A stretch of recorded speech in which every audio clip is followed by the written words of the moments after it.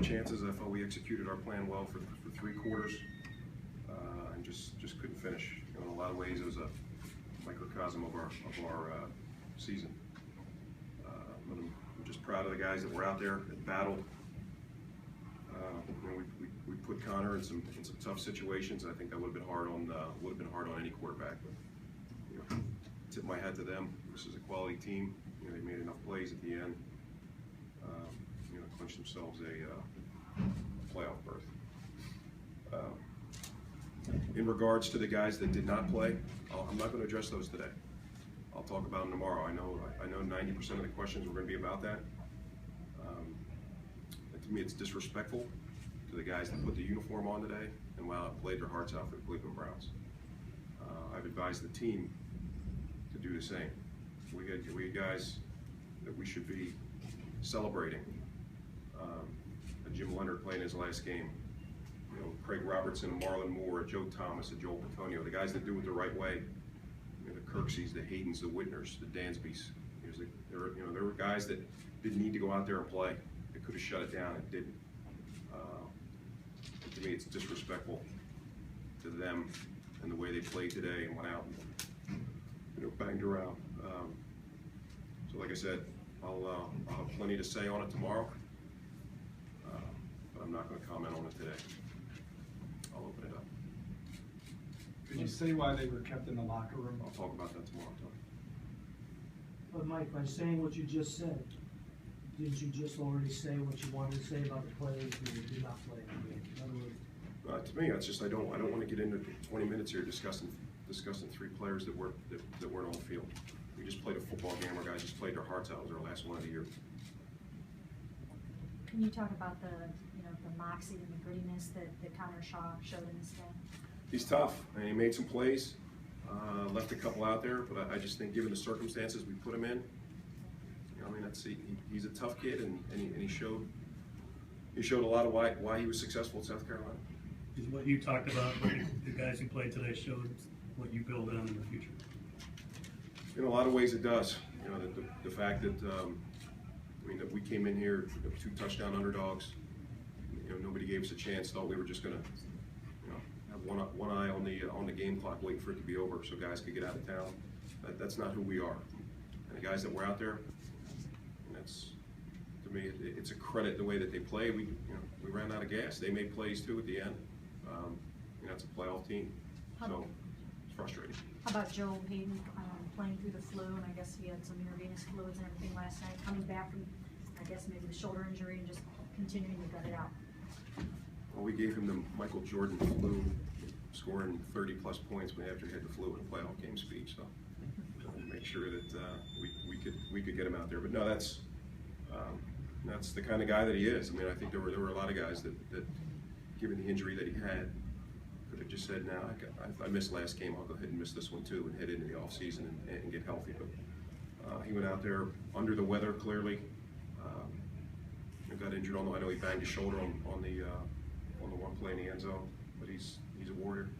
Mike, why Terrence West this week after he didn't play last week? Was more accountable. Throughout the week, meetings, practice. Probably a lot had to do with he was coming home and realized, hey, I got a chance to play in front of the hometown crowd, but we have to get that type of effort, that type of professionalism every week. Mike, in regard to this, sorry. How'd you think you ran the ball? Had some good runs, left a few out there. In regard to this season, how much light do you feel it has shed on your quarterback situation for next year? Or do you feel like you're back to square one? Yeah, I'll probably spend a little bit more time on that tomorrow, but I mean, I think it's pretty obvious that it's still a big question mark. is Conor Shaw and his performance today, Mike? How much did he figure out into the conversation in the future? Yeah, that's something we're going to sit down and go through all the postseason evaluations. But Conor's a guy that we've liked all year. That's why we liked him coming out. We felt we were very fortunate to get him after the draft. And he showed flashes today of that competitiveness. I mean, you can see he doesn't have a big arm. The ball looks real big in the air when he throws it, but he can make some plays with his feet, and he's just that gritty competitor type that just finds ways to make plays. Before today's game, Mike, what did you say to the team in order to put aside what happened this weekend off the field and try to get them to focus on the game? I didn't talk about it. Our guys were already all in. They knew what this week meant. They knew we had a chance to get to 8 wins. They knew a lot of people on the outside were expecting us to come down here and get blown out. And our guys had an edge to them. I didn't have to say much. I could sense it. Mike, Did you- talk about just finishing with your 5-game losing streak and 6 out of the last 7, just how devastating that is for you and the whole staff and the team? Yeah, that's probably more for tomorrow. This one stings like they all have. I think some people, preseason would have said, hey, a 7-win season is headed in the right direction. But just as competitors, it's, as I've said a bunch of times, it's a what have you done lately business. And lately we haven't been very good. But that's, like I said, that's the reflection and kind of talking about moving forward. I'm sure I'll hit more than tomorrow. Did you feel like what the players, the way they played today, said anything about how they feel about you? Or what you're trying to instill? Yeah, I think it's more, it's more how they feel about the staff, how they feel about each other. I think how they feel about each other is more important, and that's what we talked about, even pregame, was put a performance out there that would make the guy next to you proud.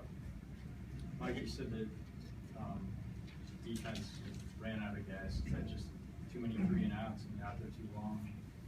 Yeah, I mean, and that's, you just look at our lack of success lately defensively. I don't know what the final stats will end up being, but I mean, in a lot of categories we were pretty good, and I think it was where we weren't good was a function of several things, one of which just being out there too long. I mean, we need to play better complementary football, but we knew the struggle that our offense was up against a good defense and playing with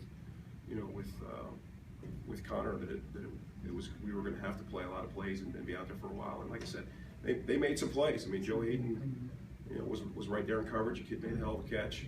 The next play, Steve, that was a great throw, went right past Buster's head. They made plays when they needed to. What did you think of Conor's sort of poise and organization to kind of get stuff set up? First start, I thought he handled it well. I only asked this because we covered a coach last year who got 1 year. You have no indication that you won't be back next year, correct? Yeah, I haven't heard anything. I'm assuming that's good news. All right.